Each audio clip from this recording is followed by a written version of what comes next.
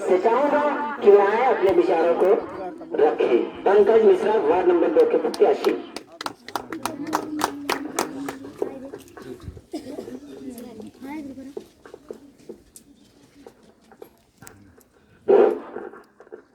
हमारे आजहरा ग्राम सभा में जितने हमारे भाई बंधु, पितातुल्य, माताएं, बहनें, मंच पे जितने लोग उपस्थित हैं, सबको हार्दिक अभिनंदन और स्वागत करता हूँ तहे दिल से। चुनाव में हमारा मकसद क्या है उतरने का कि हम विकास तो वैसे किया करते थे, जो भी आता था उसकी आवाज को लखनऊ दिल्ली पहुंचाने का काम करते थे। और कुछ ऐसी बातें लगी कि अगर सत्ता शासन में रह के अगर हम आप लोगों की मदद न कर पाए तो हमारा राजनीति करना बेकार है, हमारा कुर्ता पहनना बेकार है, और हम गाड़ी में झंडा लगा के अपने आप को नेता कहलाए तो धिक्कार है। हमारी सोच ये है कि जिस दिन मैं यजेरा गांव में पहुंचा था, कुछ लोगों ने कहा कि मास्टर जी नेता तो बहुत आते हैं और चुनाव जीत के जाते हैं, मगर हमारे गांव की रवैया आज यथास्थिति उसी तरीके से बनी हुई है। आज यहाँ से जिस रोड से हम माननीय मंत्री जी को इसलिए लाए हैं, इसलिए बुलाया है कि हमारे गांव का विकास, हमारे जनपद इलाहाबाद का जो कुछ गांव, हमारे 14 गांव है जहां से मैं उम्मीदवार घोषित हुआ हूं, वहां चल के आप उनकी नवैयत देखिए। क्योंकि इससे पहले हम भ्रमण करके सारे गांवों की नवैयत देख चुके हैं। हमने अपने मन में बेड़ा उठाया कि मैं हर 14 गांव में जहाँ बात ही यही देश में बोलिए है वो सारी बात माननीय मंत्री जी को मैंने इलाहाबाद बाटी हो। जैसे कि ये रोड है, बारिश के महीने में इस रोड पे पानी लग जाता है। अरे कहते बिहान से लगी हमनों के, हमारे भाई बंधु आने में बिहान से लगी चुनाव में। मैं उन नेताओं से पूछना चाहता हूँ, वो विधायक से पूछना चाहता हूँ, क्या ये अजहरा ग्राम सभा का मानव नहीं है? हाँ? क्या यह विकास का उत्तरदायित्व नहीं है? क्या विकास इसका हक नहीं है?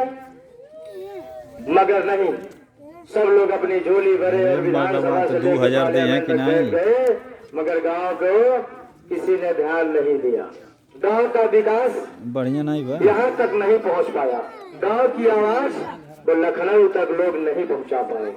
मैं आप लोगों के बीच में वादा करता हूँ, चुनाव अपनी जगह है, मगर मैं संकल्प लेता हूँ 15 तारीख चुनाव वोटिंग होने के बाद मैं पत्र लिख के माननीय मंत्री जी को दे दूंगा। ये पत्र मेरा लखनऊ में पहुँचाया जाए, मेरी आवाज को वहाँ तक सुनाया जाए और बताया जाए कि हमारे अजहरा ग्राम सभा की ये स्थिति है कि बारिश के महीने में यहाँ दुश्वार हो जाता है लोगों को चलना और फिरना। अरे देखो अगर लगी विकास का पैसा जो आता है, चाहे विधायक निधि में आता हो, चाहे जिला पंचायत निधि में आता हो, चाहे प्रधान निधि में आता हो, इसका विकास होना चाहिए और आप लोगों के आंखों के सामने दिखना चाहिए। ये मैं संकल्प हर 14 गांव में उठाया हूँ। अगर मुझे पावर मिला, नहीं भी पावर मिलेगा तो भी संकल्प लिया हो तो काम को करके दिखाऊंगा। सारा काम तो नहीं कर सकता, मगर रोड का, आवास का, कॉलोनी का जो भी समस्या होगा वो मेरे पास पत्र आएगा, शिकायत आएगी तो मैं इसको कराने का काम करूंगा। क्योंकि सरकार ने मुझे ऑल इंडिया मनरेगा मजदूर यूनियन का राष्ट्रीय महासचिव माननीय जितेंद्र जी ने बनाया है। प्रधान आपके पैसे को नहीं खा सकता, वीडियो सेक्रेटरी आपके पैसे को नहीं खा सकता। मैं हर लड़ाई से लड़ने के लिए तैयार हूँ। चुनाव जीता तो घर घर की समस्या सुनने के लिए हर हफ्ते एक बार जरूर भ्रमण करूंगा, क्योंकि मेरा जीवन आप लोगों के बीच में अगर बीत जाता है, इससे बड़ा सुख मेरा कोई नहीं है। धन दौलत यही रह जाएगा।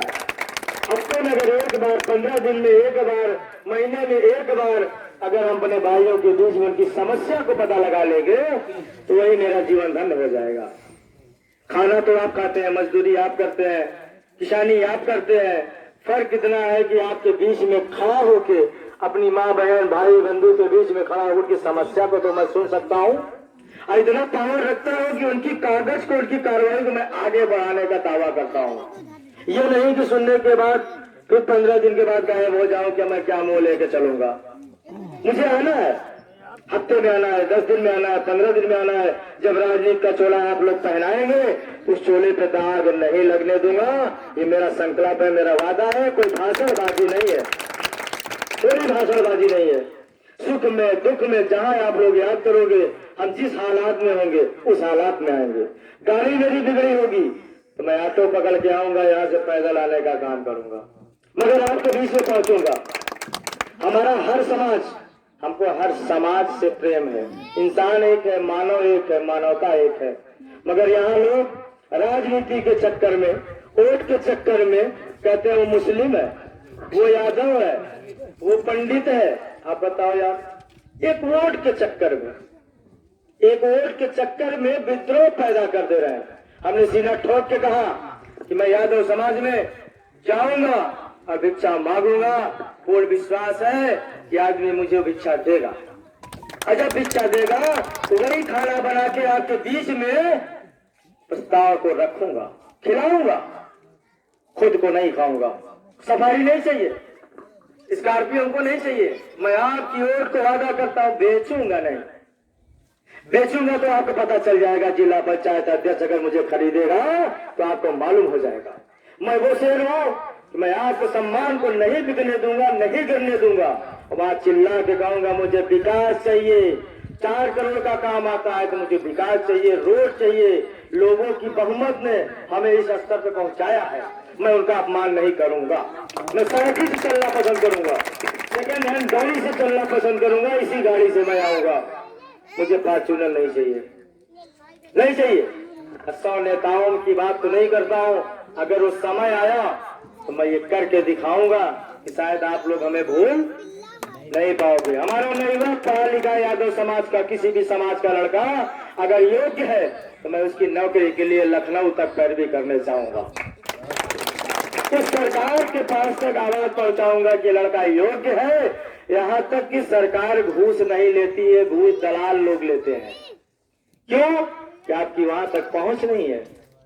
अगर हमारी पहुंच है, अगर 1 लड़का, 2 लड़का, 10 लड़का हमारा सर्विस में जाएगा तो कल अगर मुझे जरूरत पड़ेगी, अगर मैं फोन करूंगा मैं आज 10,000 रुपए लेके चले आओ तो भागता हुआ आएगा।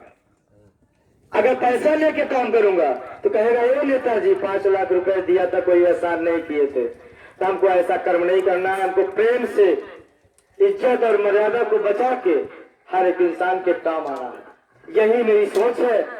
ये हमारे बेचू भाई फतुआ के रहने वाले हैं। अभी प्रतापगढ़ में एक मैटर फंस गया है।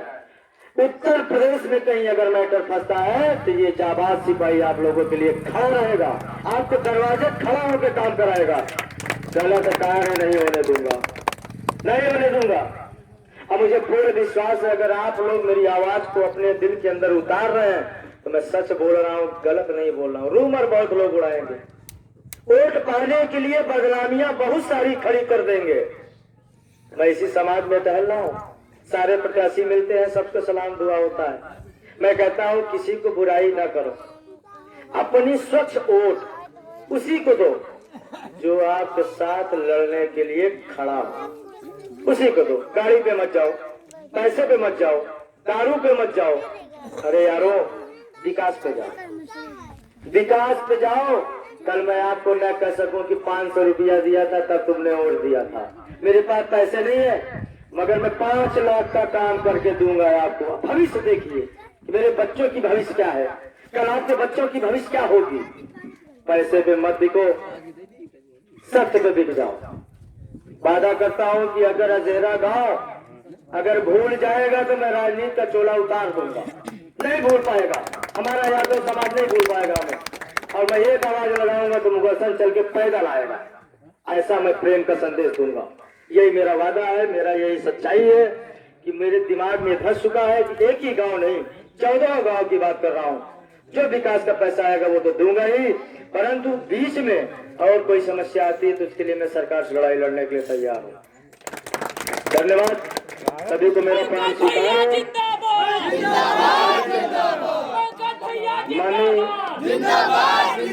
मंत्री जी से मैं कहूँगा कि अपने लेटर पैड पे लिख दें और वहाँ प्रस्ताव रखेंगे और पास हो जाएगा उसकी एक कॉपी मैं आपके गांव वालों को दे दूंगा। जो यहाँ के सम्मानित लोग होंगे मैं दे दूंगा कि इस कॉपी को देख लीजिए कि मैं अजेरा के लिए अभी से कार्रवाई के लिए दामन पकड़ लिया।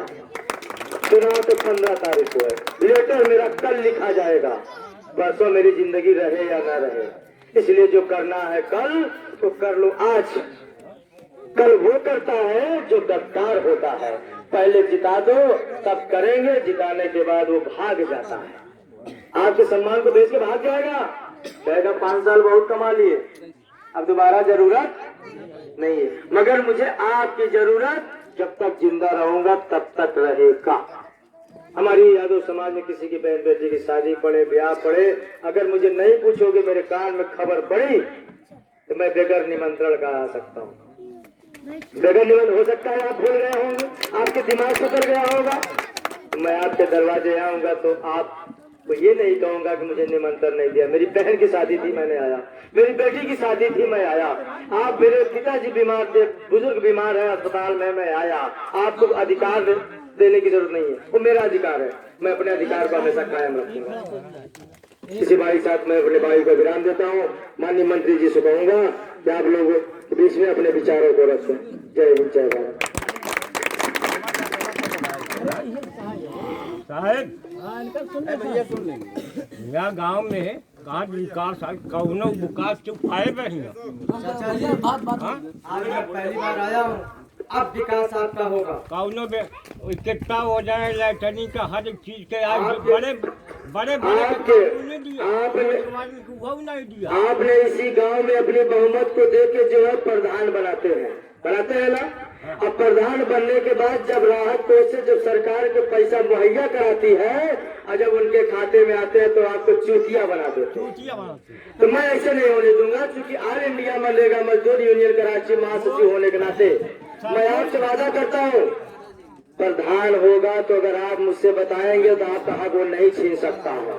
चाहे दुनिया नाराज हो जाए, जो अधिकार है, जो आपको जो है संस्कार है, जो आपका सम्मान है, वो नहीं मिलेगा। ये नेतागिरी फिर बेकार है। मुझे ऐसा प्रधान नहीं चाहिए, ऐसा अधिकारी नहीं चाहिए। मैं वीडियो से पूछूंगा, उस सेक्रेटरी से पूछूंगा कितनी इतना पैसा आया, तोड़ मुहैया हुआ गरीबों के बीच में, तो क्या क्या हुआ। यहाँ तक सुनता हूँ कि प्रधान वोट नहीं दोगे तो कॉलोनी काट देते हैं, लैट्रिन काट देते हैं। मैं ये कहता हूँ कि ऐसा प्रधान चुनो कि जो वोट भी न दे उससे पहले योजना दो, ताकि वो अपने दिल में फीलिंग करे मैंने वोट नहीं दिया था, प्रधान जी ने पहले हमको सम्मान दिया। हो सकता है आगे वो सुधर जाए, हो सकता है वो आगे बिगड़ा हुआ सुधर जाए, आपके साथ हो जाए। ऐसा काम करना चाहिए। मैं यहाँ से जीत के जाऊंगा तो ये नहीं कि पूरा गांव मुझे वोट दे के पूरा गांव दे के जिताएगा। 10 लोग देंगे तो मैं पूरा गांव को समझूंगा कि पूरा गांव, सबका अधिकार, सबका सम्मान, सबके बीच में आऊंगा। मैं 2 निगाहों से नहीं दे सकता बाबूजी, चाहे कोई दे या न दे, मेरे हृदय में एक निगाह।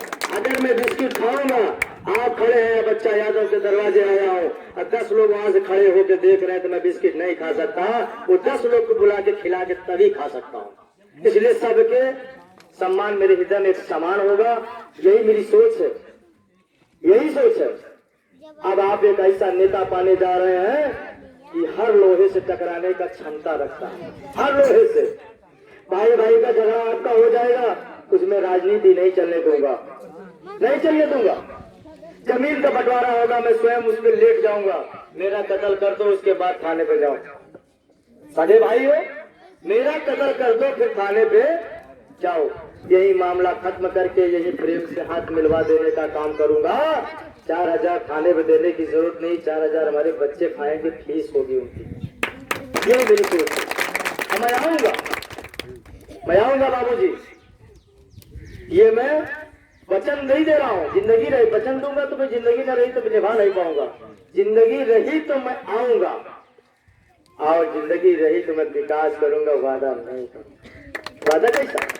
वादा कभी न करना, मिलने की कोशिश करना। वादा करके जाए वहां कुछ हो जाए, हमारा वादा अधूरा हो गया। हम मिलने की कोशिश करेंगे, आपके सुख दुख में शरीक होने की कोशिश करेंगे। कहते नहीं है कीचड़ में भी कमल उठता है। लोग पाने के लिए बड़े ललायत होते हैं, मगर दलदल मिट्टी से डरते हैं कि कीचड़ लग जाएगा। अरे हिल के पार हो यार उसको, उसमें पानी में घुस के तोड़ लो, तो तोड़ लो भाई, कीचड़ को मत डरो। अगर कीचड़ से डरेंगे तो उस कमल के फूल तक नहीं पहुंच सकते।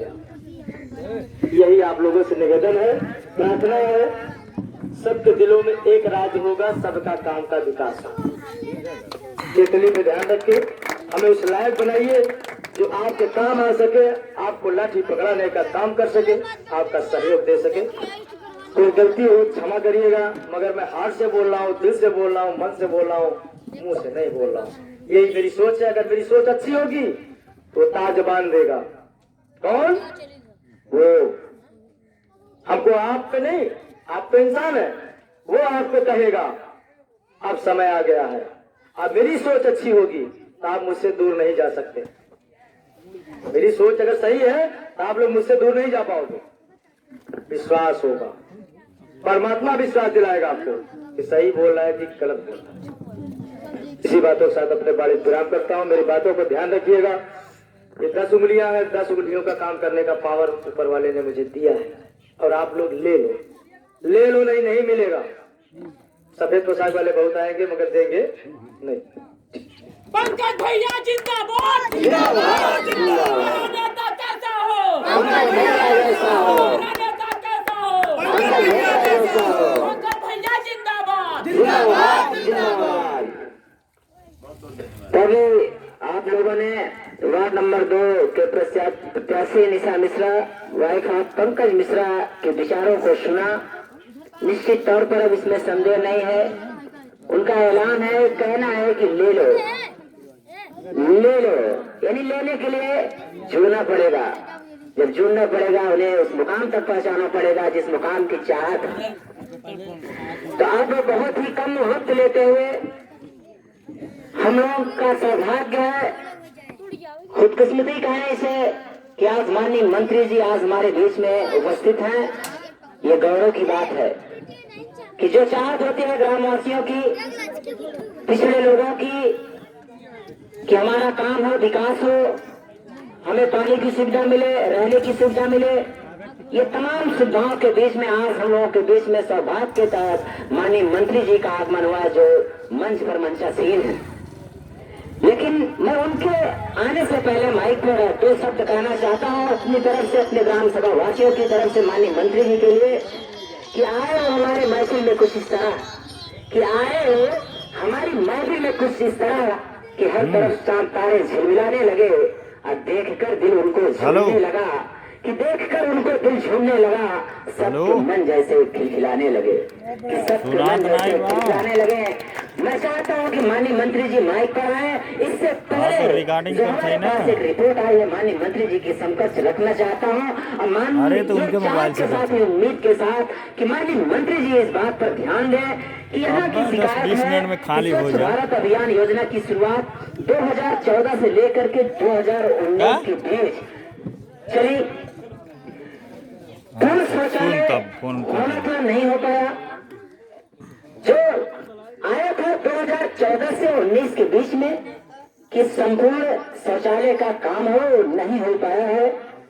जबकि ये एप्लीकेशन जो है इसमें आया है कि आपका नारा है कि सबका साथ सबका विकास, लेकिन क्या अजहरा गांव पूर्ण शौचालय नहीं बना? यदि नहीं बना तो क्यों? इसका जवाबदेही कौन है और इसकी जांच होनी चाहिए। ये ग्राम सभा वासियों का, उपस्थित लोगों का ये कहना है कि इसकी जांच होनी चाहिए। मंत्री जी, अजहरा में कुल जनसंख्या 2203 है जो शौचालय विहीन है। माननीय मंत्री जी के समकक्ष ये बात रखी गई है, ये बहुत ही अच्छी बात है, बहुत ही अच्छी बात कि आज इसका फैसला हो जाएगा। और जो नारा है सबका साथ सबका विकास, माननीय मंत्री जी के समकक्ष इस बात को उठाने के लिए मैं इस तरह आप लोगों की शुक्रिया अदा करूं। ये बहुत ही अच्छी बात आप लोगों ने किया है जो अभी अभी माइक के माध्यम से माननीय प्रत्याशी पंकज मिश्रा के द्वारा ऐलान किया गया है कि हम लोगों के लिए जो काम है उसे अवगत कराया जाए और जो तुरंत हो सके तुरंत किया जाएगा, अन्यथा बाद में किया जाएगा। तो संपूर्ण गांव आपसे समस्या का समाधान चाहता है। इसी बात के साथ मैं माननीय मंत्री जी को माइक पर बुलाना चाहता हूँ। माइक अब मंत्री जी के हवाले करता हूँ कि ऐसा क्यों हुआ।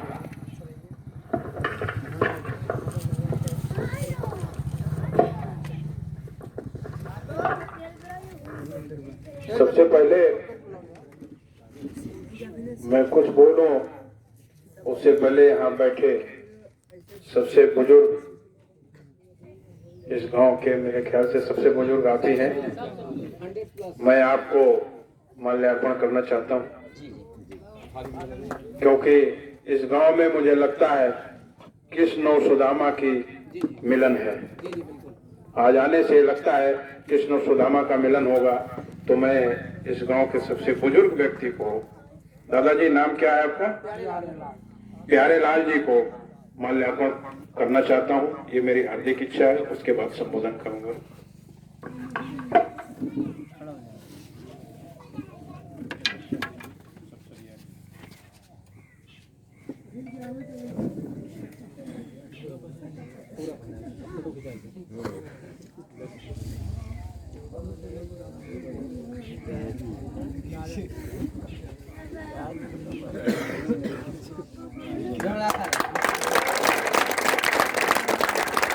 जिंदाबाद जिंदाबाद मंत्री जी। प्यारे लाल जी इस गांव के सबसे बुजुर्ग हैं, तो यहाँ बैठे हम सबका धर्म बनता है कि जब तक आप जीवित हैं आपका मान सम्मान बरकरार रखना यहाँ के नौजवानों का काम है। और बदले में ये आपको कुछ देंगे। क्या देंगे? आशीर्वाद देंगे, जो सबसे बड़ी पूंजी है। इस गांव में आने से पता चला कृष्ण और सुदामा की जोड़ी अभी बरकरार है। मुझे उम्मीद है कि निशा मिश्रा जी इस ग्राम सभा से बहुत अच्छी बढ़त पाएंगी।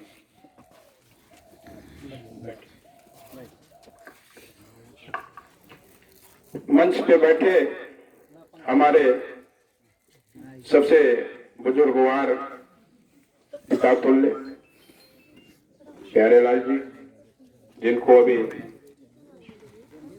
स्नेह का माल्यार्पण किया गया है, इस उम्मीद के साथ कि एक शतक आपने पूरा कर लिया है। अभी कुछ और दिन इन बच्चों को, जो आपके नाती पोता हैं, इनको आपकी जरूरत है। इसलिए आपको स्वस्थ रहना होगा और आपके स्वस्थ और सुखी जीवन की कामना इस मंच के माध्यम से करते हैं। इस मंच पे मंचासीन सभी पदाधिकारी ईश्वर से प्रार्थना करें कि हमारे बुजुर्गवार अगले पंचवर्षीय योजना में मैं फिर आऊं तो इनका दर्शन एक बार हो और एक बार पुनः मैं माला पहना के जाऊं। ये मेरी इच्छा है।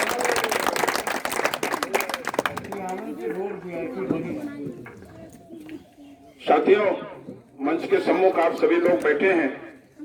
अभी सारी बातें हुई हैं। यहाँ समस्या शौचालय की, पेयजल की और सबसे बड़ी समस्या रास्ते की। यहाँ के जनप्रतिनिधि, चाहे वो यहाँ के प्रधान हो या बीडीसी सदस्य हो या पंचायत सदस्य हो, वो सुन लें। मैं बोल कर जा रहा हूँ, विकास उन्होंने नहीं किया है, इसकी जांच कराऊंगा और जेल भिजवाऊंगा। चाहे वो उनका कार्यकाल पूरा हो गया है तब भी घर दिखवा दूंगा मैं। अभी देखिए गोरखपुर में अभी 15 दिन हुआ, 3 प्रधान 1,62,00,000 का रिकवरी मैंने भिजवा दिया जेल में। उनको पैसा देना ही देना है। इस सरकार का नारा है सबका साथ सबका विकास, लेकिन विकास हो कहाँ रहा है? मैं 1 साल पहले इलाहाबाद में आया, गांव नहीं याद है, मिश्रा जी मुझे लेके गए। वहां गाड़ी जाने तक के भी रास्ते नहीं थे, पानी का दूर दूर तक पता नहीं था। मैंने पूछा, भाई यहाँ के लोग कैसे रहते हैं? इलाहाबाद उत्तर प्रदेश की पहली राजधानी थी और उसकी ये दुर्दशा है, किसी भी क्षेत्र में विकास नहीं है, किसी भी क्षेत्र में विकास नहीं है। मैं अपने उप मुख्यमंत्री जी की भी शिकायत करूंगा मुख्यमंत्री से कि क्या डेवलपमेंट कर रहे हैं, यहाँ बैठे हुए हैं। इसलिए नहीं आपको छोड़ दूंगा कि आप हमारे मित्र हैं, जानने वाले हैं। नहीं, डेवलप नहीं हो रहा है तो काहे की दोस्ती? मैं बैठा हूं आपके लिए। मैं यहाँ आया हूं स्वयं को जनाने नहीं आया हूं, आपको जानने आया हूं। आपको जानने आया हूं कि आपको किस दवा की जरूरत है। बुखार है तो उतर क्यों नहीं रहा है, किस दवा की जरूरत है, वो जानने आया हूं। आपके हकीकत को जानने आया हूं। मैं रूट स्तर पे काम करता हूं, जमीन पे काम करता हूं। आप वेबसाइट लॉगिन करके देखें तो पूरे भारत में सबसे ज्यादा अगर कोई दौड़ता है तो मैं दौड़ता हूं, और सबसे ज्यादा बीमारी है किसी को तो मुझे है। लेकिन मैं अपने जान की परवाह नहीं करता हूं। मैं यहाँ बैठा हूँ, मुझे दिक्कत हो रही है, आप देखे होंगे मैं हाथ को पिंच कर रहा हूँ, लेकिन मैं चलता रहता हूँ। इलाहाबाद जैसे है, लोगों ने कहा सर आप अपने जान की परवाह नहीं करते हैं, इस तरह से आप दौड़ते। हमने कहा भाई जिस दिन मेरा टिकट कटना होगा कट जाएगा, ना आप बचा पाएंगे ना कोई वैद्य बचा पाएगा, कोई मुझे बचा नहीं पाएगा, मैं चला जाऊंगा। तो अगर प्रकृति ने दर्द दिया है मुझे आजमाने के लिए, तो मैं अपना काम कैसे छोड़ दूं? तुमने अगर जन्म दिया है, धरती पे भेजा है इनकी सेवा के लिए, इनकी सेवा के लिए, तो तुम्हारी ये प्रेरणा थी कि तुम जाओ इनकी सेवा करो, तो मैं सेवा से वंचित क्यों हूं? क्यों वंचित रह जाऊं? काम न करना ये नेताओं का शेड्यूल बन गया है। क्यों बन गया है? आज लोग चुनाव क्यों लड़ते हैं? आज जो भी लोग चुनाव लड़ रहे हैं वो इसलिए लड़ रहे हैं कि लखनऊ और दिल्ली में मकान होना चाहिए और बीवी के गले में मोटा चेन होना चाहिए, इसके लिए लड़ रहे हैं। आप उन नेताओं का इतिहास उठा के देख लीजिए, जितने भी ये धूर्त और बेईमान हमारी बिरादरी के लोग हैं जो कलंकित कर रहे हैं, उनके घरों में देखिए कलह मचा हुआ है। सड़क पे तो आप देखेंगे बढ़िया गाड़ी से उतर रहे हैं, बढ़िया कपड़ा पहन के उतर रहे हैं, लेकिन रात में बीबी से मारपीट होता है, बवाल होता है। बच्चे या तो है नहीं है तो आवारा है या विकलांग है, यही तीन श्रेणी है बेईमान डॉक्टरों की और बेईमान नेताओं की, ये तीन कैटेगरी हो गई है। और 50-60 से ऊपर जिंदा नहीं रहते हैं, वो मर जाते हैं, क्योंकि कर्म का फल ही भोग के जाना है, कर्म का फल ही भोग के जाना है। सभी को, चाहे हम हो आप हो, जो करेंगे वो आपके सामने आएगा। अभी मैं आपके गांव के सबसे बुजुर्गवार को माला क्यों पहनाया हूं? इसलिए पहनाया हूं कि आप में सुधार आ जाए।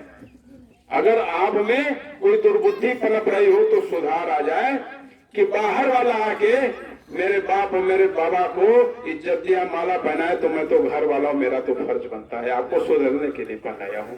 क्योंकि नौजवान है, आप कच्चे मिट्टी के घड़े हैं, अभी आपको लोग बहका देंगे कि नहीं वो दूसरे घर के हैं, उनकी क्यों इज्जत करते हो, क्यों पैर छूते हो। नहीं, अगर आप किसी को श्रद्धा से नमन करते हैं तो जरूर वो आपको बदले में आशीर्वाद देता है। आशीर्वाद कह के नहीं कोई देता, वो स्वतः मिल जाता है, क्योंकि नेचर की व्यवस्था है। मुझे लोग कहते हैं, अभी हाईकोर्ट वाली मैडम का फोन आया कि सर आप इस कदर दौड़ते हैं, हम लोग तो कभी कभी घर पे बात करते हैं कि कहीं कुछ हो ना जाए। हमने कहा नेचर मेरे साथ है, मैं अपना काम करता रहता हूं। जब आप सही कार्य करोगे तो नेचर आपके साथ है। यहाँ इस मंच पे राजनीति करने नहीं आया, आपकी समस्या का निराकरण करने आया।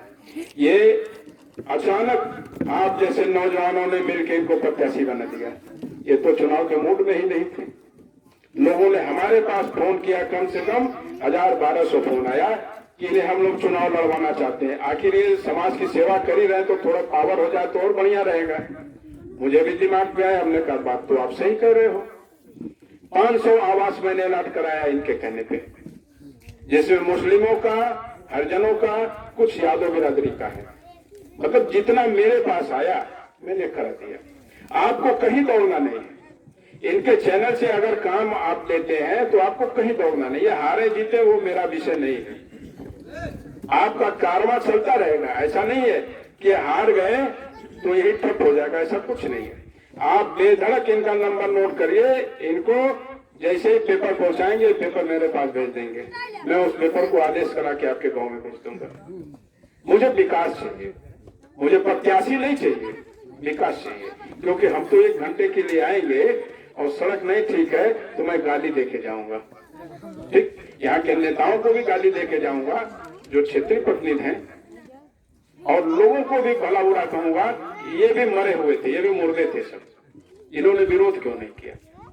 तो सबसे बड़ा दोष लोगों का होता है, नेताओं से कहीं बड़ा दोष जनता का होता है। जनता विरोध नहीं करती है, वो सोचते अरे मेरा भतीजा लड़ रहा है, मेरा भाई लड़ रहा है। अरे भाई, देश भी तो कोई चीज है। भाई भतीजावाद से ऊपर उठे, देश के बारे में सोचिए। देश का कल्याण कैसे होगा? आपके भाई भतीजावाद से नहीं कल्याण होगा। देश का कल्याण आपकी सड़कें अच्छी होंगी, बिजली पानी की व्यवस्था अच्छी होगी, शौचालय की व्यवस्था होगी, महिलाओं की इज्जत जिस राष्ट्र में होगी वो राष्ट्र डेवलप करेगा। राष्ट्र के डेवलपमेंट की बात करिए। मैं बेतहाशा दौड़ता हूँ, क्यों दौड़ता हूँ? राष्ट्र के डेवलपमेंट की चिंता है मुझे। काट दे, अब का सुना था। मुझे ये चिंता नहीं कि हम चुनाव जीत जाए। ये चिंता होता तो मैं यहाँ क्यों आता? किस लिए आता? मैं आपके यहाँ पिछड़ापन देखने आया हूँ।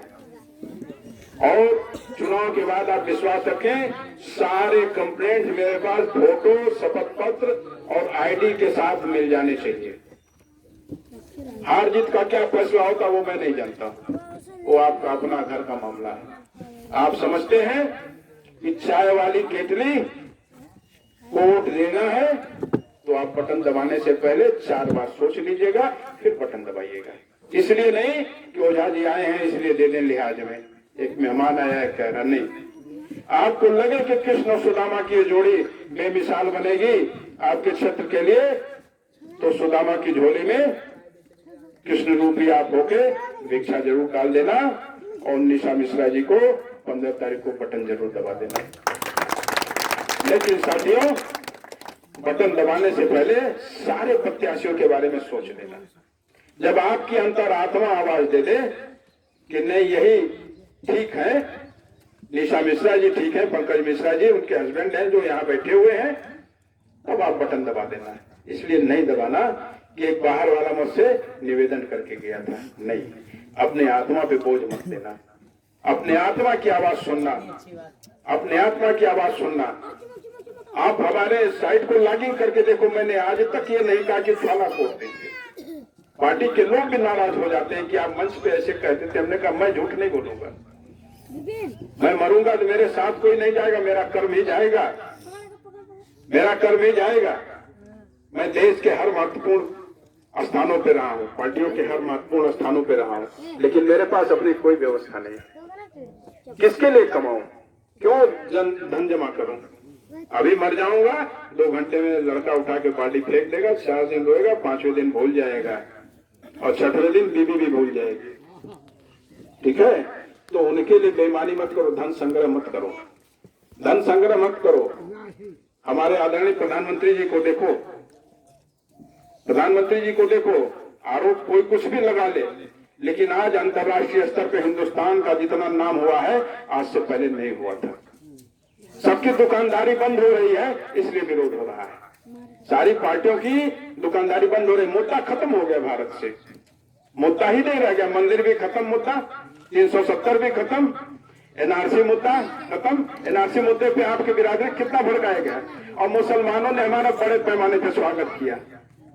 प्रेस वालों ने पूछा कि भाई आप पंडित हैं, मुसलमान आपका स्वागत कर रहे हैं। हमने कहा भाई हम तो इंसान हैं और ये भी इंसान है, और ये है कौन? इनको कन्वर्ट किया गया, हमारे भाई तो हैं, 4थी पीढ़ी देखा जाए तो भी हिंदू थे, तो दोनों का खून एक है, तो फिर अंतर कहाँ का? और इनकी पीढ़ी हमारी खेती करती है बाप दादे के जमाने से। 750 मकान मैंने मुसलमानों का अपने खेत में बसाया हूँ। मैं, मेरी वहां की जिम्मेदारी थी, मैंने जमीन दिया उनको। कब्र गाड़ने की व्यवस्था नहीं थी, हमने जमीन दिया। है किस लिए? हम लेके जाएंगे, हम लेके तो जाएंगे नहीं, है तो दीजिए। और आज बड़ा दुख होता है, इतने से जमीन के लिए लोग गोली चला देते हैं। 6 इंच जमीन के लिए, 6 इंच जमीन के लिए। मेरे बगल में समाजवादी के जिला अध्यक्ष रहते थे, मात्र 7 या 8 इंच जमीन के लिए उन्होंने हत्या कर दी। आज 20 साल से कारावास में है। हमने कहा भाई यादव जी आपने क्या किया? कहे भैया आपके पास है, आप लोग राजा महाराजा थे, आपने दे दिया, हम नहीं देंगे। हमने कहा सोच बदलिए, अब तो राजा नहीं है, अब तो हम भी प्रजा हैं, अब तो हम भी आप और हमारे में कोई अंतर नहीं है, और तो दौर था खत्म हो गया। सोच बदलिए। गवर्नमेंट जमीन कहाँ से ले आएगी? रास्ते के लिए। और आप मेरे आवास पे आइए, देखिए ओझा मार्ग बना हुआ, पिताजी का नाम हमारे रोशन हो रहा है। कई एकड़ जमीन दे दिया हूं दान में रास्ते के लिए। एक दिन में बैठा था, पीछे ठाकुरों की आबादी थी, पानी लगा था, औरतें साड़ी उठा के आ रही थी, तो मैंने बुलाया, पूछा, हमने कहा क्या बात है भाई, यहाँ पानी इतना लगता है, औरतें साड़ी उठा के आती है, सर नीचे हो जाता है। कहे साहब रास्ता नहीं है। हमने कहा क्यों? कहे आपकी उधर पीछे जमीन है, आप चाहेंगे तो रास्ता मिलेगा। हमने कहा बुलाओ भाव साहब लोगों को। मैंने पूछा कितनी जमीन चाहिए आपको? कहे बस 6 फीट चौड़ा दे दीजिए और लंबाई पूरा 1200-1300 फीट चाहिए। हमने कहा 6 फीट हम दे दें तो उसमें क्या होगा, रिक्शा भी नहीं जा पाएगा। जीप कितने में जाता है? किसी ने कहा 10 फीट। हमने कहा 10 फीट ले लो, नाप के 10 फीट जमीन ले लो, ताकि मेरी बहू का डोली तो घर तक जाए, नहीं तो शर्मिंदगी मुझे झेलनी पड़ेगी। लोग कह रहे वो ओझा साहब के मोहल्ले में, अरे राम राम राम राम, वहां तो बहुओं की डोली घर तक नहीं जा पाती है, क्या ये लोग बात करेंगे? तो इन नेताओं को शर्म आनी चाहिए मुझे देख के कि मैं इतना काम इस उम्र में क्यों करता हूँ। इसलिए करता हूँ कि मेरा भाई सुधर जाए, क्योंकि मुझे देश की चिंता है। मुझे देश की चिंता, मेरा भाई सुधर जाएगा तो मेरा राष्ट्र सुधर जाएगा, मेरा राष्ट्र उज्जवल हो जाएगा, इसीलिए चिंता करता हूँ। इतने लोगों के बीच में पंकज मिश्रा जी के लिए जब बार बार फोन आने लगा तो मैंने अध्ययन किया कि भाई लड़का काम तो बहुत तेजी से कराया है, ये लोग अगर हमसे अपेक्षा रखते हैं तो जाहिर सी बात है ऐसे व्यक्ति की मदद होनी चाहिए। फिर मैंने इन्हें समय दिया कि ठीक है मैं मदद करने आऊंगा, चाहे आप पार्टी की टिकट से लड़ो, मुझे व्यक्ति अच्छा होना चाहिए, मुझे व्यक्ति अच्छा होना चाहिए। इसलिए पार्टी की गाइडलाइन से हटके मैं मदद के लिए आ गया। और जहां जहां मैंने ऐलान कर दिया है, आज देखिए आपके समाचारों में आ गया है, रात का न्यूज मेरा, मैंने हर जगह ऐलान कर दिया है कि जहां बेहतर होगा, अगर पार्टी का प्रत्याशी बेहतर नहीं होगा वहां मैं उसका विरोध करूंगा, उसको नहीं जिताऊंगा। जहां बेहतर होगा वहां मैं खड़ा मिलूंगा। मैं रहूं पार्टी में या न रहूं कोई मतलब नहीं है, मुझे विकास चाहिए, क्योंकि इन सड़कों पे धक्का मुझे खाना पड़ता है, इन सड़कों पे धक्का मुझे खाना पड़ता है। किसी मुख्यमंत्री प्रधानमंत्री को धक्का नहीं मिलता है, मुझे मिलता है। चलना मुझको पड़ता है, गांव में मुझको जाना पड़ता है, सवाल का जवाब मुझको देना पड़ता है। आपके क्षेत्र में 500 मकान अलॉट कराया गया है, आपके यहाँ भी आवास की समस्या है, अलॉट हो जाएगा। सारा पैसा पड़ा हुआ है, सब पैसा पेट में है, पेट से निकालना कैसे मैं जानता हूँ, निकाल दूंगा पेट से। पेट फट जाएगा इन प्रधानों का, यहाँ हो तो सुन ले, रिकवरी करा के जाऊंगा, रिकवरी करा के जाऊंगा। यह न सोचो कि अब अगला प्रधान आ जाएगा और हमारा बच जाएगा, नहीं, मैं पिछला भी हिसाब कराऊंगा, पिछला भी हिसाब कराऊंगा। मोदी जी के साथ रहने से यही गुण तो सीखा, कल्याण सिंह जी के साथ रहते रहते यह गुण सीखा। ये लोग ईमानदार लीडर थे देश के, आज इनके जोड़ का कोई नेता नहीं है, इसलिए दुर्दशा हो रहा है। आज जातिवाद भाई भतीजावाद में नारा लग रहा है। अभी आपने देखा जब वैक्सीन बना, अगले जी ने क्या कहा कि हम भाजपा का वैक्सीन नहीं लगाएंगे। क्या मानसिकता है? अरे मानसिकता बदलो। वैज्ञानिक वैक्सीन बनाता है, डॉक्टर बनाता है, पार्टी नहीं बनाता है। कल कोरोना हो जाएगा, मर जाओगे, तो सोच बदलो आप।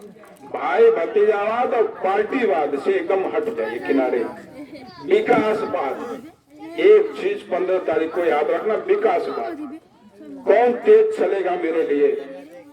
ये घोड़ा तेज है, इस पे दांव लगाइए, ये घोड़ा तेज है तो उस पे दांव लगाइए। वो आप अपने आत्मा से पूछोगे तो आपकी आत्मा बता देगी कि कौन सा घोड़ा तेज है, कौन लंगड़ा है। लंगड़ा घोड़े पे दांव मत लगाना, जो तेज घोड़ा उस पे दांव लगाना। मुझे विश्वास है कि 15 तारीख को निशा मिश्रा जी के चुनाव निशान केतली पे मतदान केंद्र पे जाने से पहले 10 बार सोच के आप बटन दबाएंगे और निश्चित दबाएंगे। इन्हीं शब्दों के साथ मैं अपने वाणी को विराम देता हूं और एक चीज का आश्वासन देके जाता हूं, इनका चुनाव इनके पक्ष में जाएगा कि विपक्ष में जाएगा वो इनकी किस्मत और आपकी मदद पे निर्भर है। लेकिन इनसे जो आपने आशा किया है इस क्षेत्र के विकास का, तो आशा पे ये नौजवान खड़ा उतरेगा, ये मुझे विश्वास है। जब इनके चुनाव का कहीं चर्चा नहीं था तो इतनी अलॉटमेंट मैंने करा दिया, इन्हीं के डिमांड पे करा। हर क्षेत्र से पूरे इलाहाबाद के लिए कम से कम 200-250 चिट्ठियां रोज हमारी जाती है और 100-150 फोन होता है। हमने एक दिन कहा, भाई मिश्रा जी, पूरे प्रदेश में देवरिया और इलाहाबाद सबसे विवादित जिला है। किसी जमाने में मेरा जिला विवादित था, अब शांत हो गया। अब यही 2 जिला विवादित है, कुछ न कुछ रोज इलाहाबाद का है। क्या मतलब क्या है भैया, बहुत यहाँ दिक्कत है। तो मैं आया, देखा कोई विकास नहीं हुआ, किसी क्षेत्र में नहीं हुआ। सिविल लाइन को छोड़ दिया जाए तो ज्यों का त्यों सारा इलाहाबाद वैसे सड़ रहा है। मैं उप मुख्यमंत्री जी की भी शिकायत करूंगा। हमारे यहाँ तो इतनी अच्छी व्यवस्था बना दी गई कि मंत्रियों तक पे सीधे कार्रवाई हो रही है। भाई आप क्यों नहीं किए? इसीलिए लोग जल भूल रहे हैं ना कि मंत्री की भी नहीं चलने पा रही है। आप गलत किए, आपको सजा मिलना चाहिए। आप विधायक है, गलत किए, आपको सजा मिलना चाहिए। कल ओझाजी विधायक पे लाठीचार्ज हो गया, क्यों हुआ भाई? आपने गलत किया, कानून तोड़ा। यह पहली बार भारत में पार्टी का शासन हुआ, अरे सरकार का शासन हुआ। अब तक पार्टियों का शासन चल रहा था कि आप पार्टी के हैं तो आपका काम होता था, दूसरे हैं तो नहीं होता था। हमारे यहाँ देख लीजिए, हिंदू मुस्लिम कोई भी आया, उसको आवास मिला, शौचालय मिला, जिसकी जो समस्या थी समाधान हुआ, उसके लिए हम लोग खड़े मिले। तो ठीक उसी तरह से माननीय पंकज मिश्रा जी आपके लिए खड़े मिलेंगे, हारे या जीते, लेकिन ये बंदा बैठने वाला नहीं है। ये जुनून है तो उस जुनून का लाभ इस क्षेत्र को मिलना चाहिए। इन्हीं शब्दों के साथ अपनी वाणी को विराम देता हूँ। जय हिंद, जय भारत।